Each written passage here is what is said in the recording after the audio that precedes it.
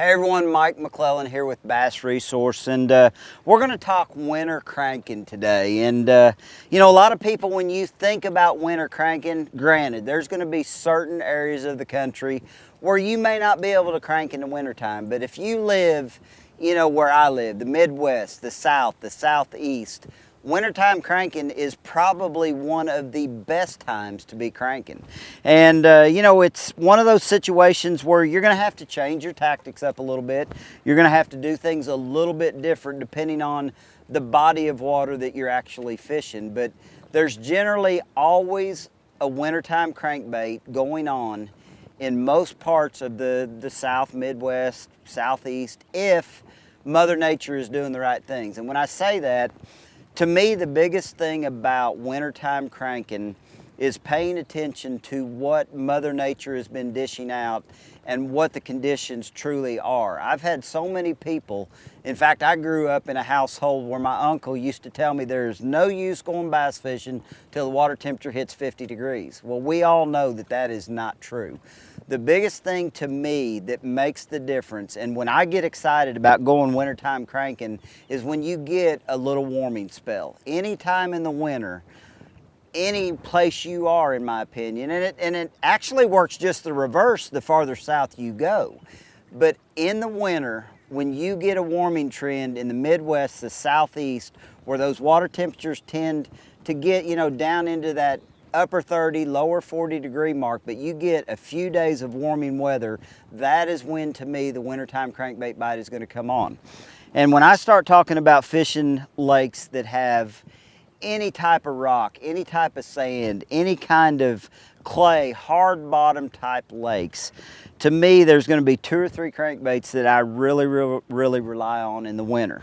The number one crankbait for me, and I mean, everybody that follows me knows it. I designed the bait for Spro, but the number one wintertime crankbait for me is going to be a Spro RK55. That is going to be my first go-to wintertime crankbait, and it's generally going to be in a red hue. There's something about wintertime and red colored baits that go hand in hand. There's a couple of things you want to keep in mind when you start talking about wintertime cranking. The biggest factor, in my opinion, is the speed at which you go about cranking.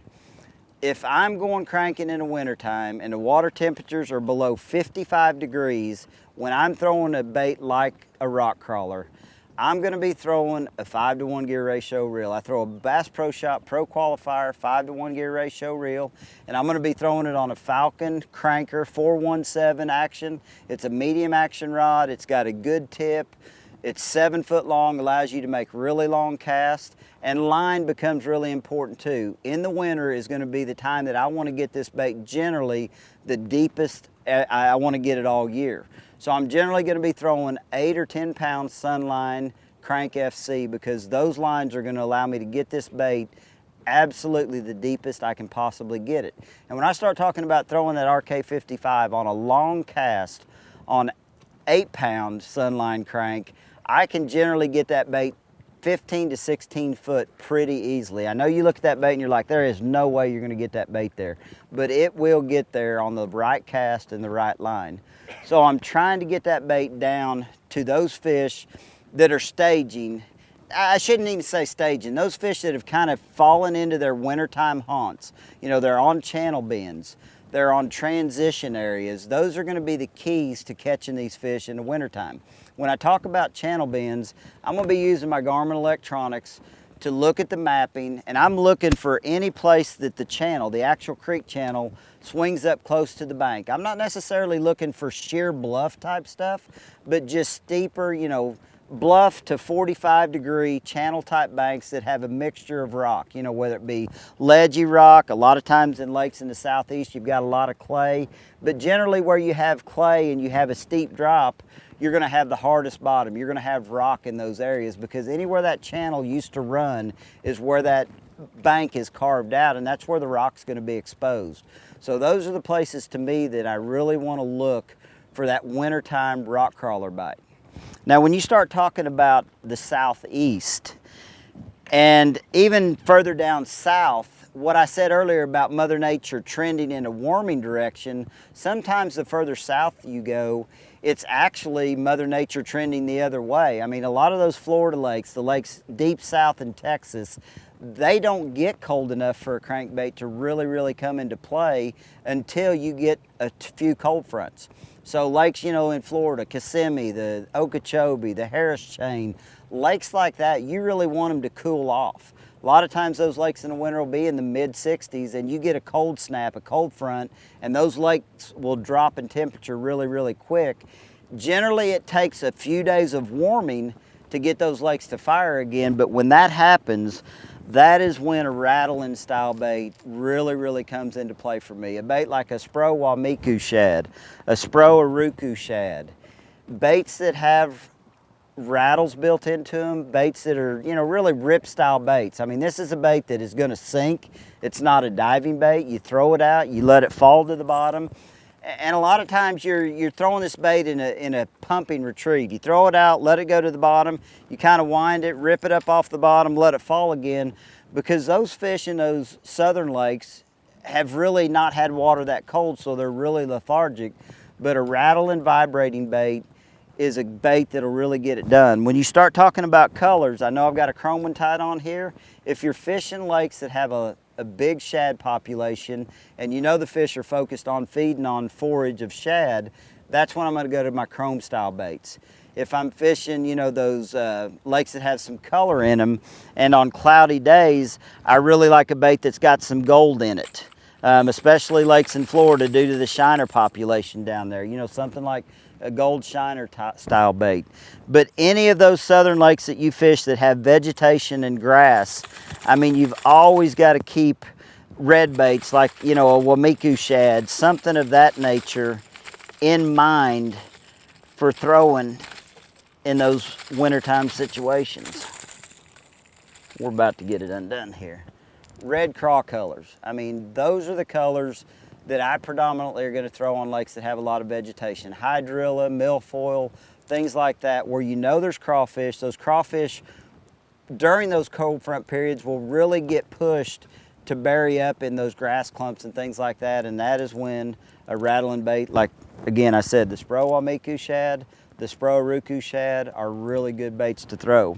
As far as your line and rod setup with a rattling bait, for me, I'm going to throw a little bit higher speed reel. I'm going to throw a 6-to-1 gear ratio reel generally.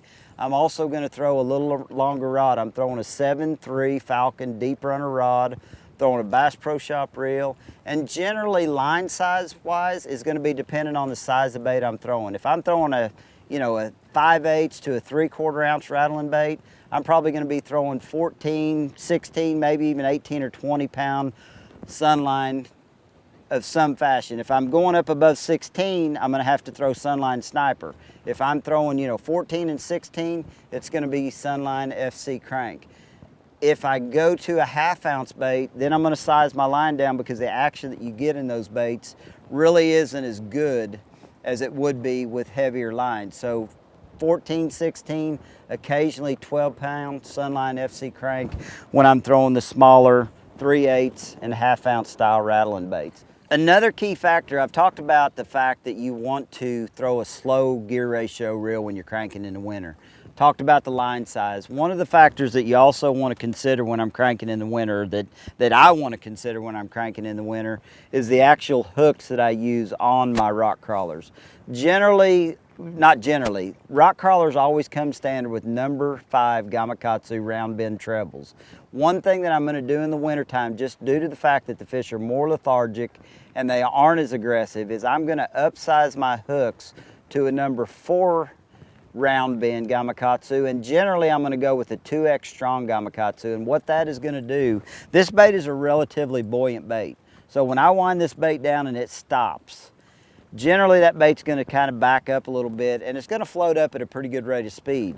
But when I add those 2X strong hooks to it, it's going to slow the rate of float down a little bit. So when I wind that bait down and stop it, it's almost going to suspend, and I can pull the bait along a little bit. So that is another real key factor, especially when you're cranking extremely cold water. You know, if that water temperature is down there below 47, 48 degrees, you know, 40, lower 40s to mid 40s, that's when I want to add bigger hooks, slow that speed of floating down on that bait, make it suspend a little bit more, pull it along in those rocks, and you're going to catch a lot more fish doing that time of the year. But those are really the mainstays for me when you start talking about wintertime cranking. The Florida lakes, the southern lakes, some of the ones down south that do have drains and creeks, that's where your focus is going to be. But when you get into those southern impoundments like you have in Florida that are more flatter style lakes, you're going to be wanting to focus on, you know, points, areas that you have shell beds with some vegetation growing close. Things like that is really what you're going to focus on. But the two things that always come in common is deeper water, channel swings, hard bottom, anytime you're throwing a crankbait in the wintertime. So that's my crankbait theory for wintertime cranking. That's my story, and I'm sticking to it.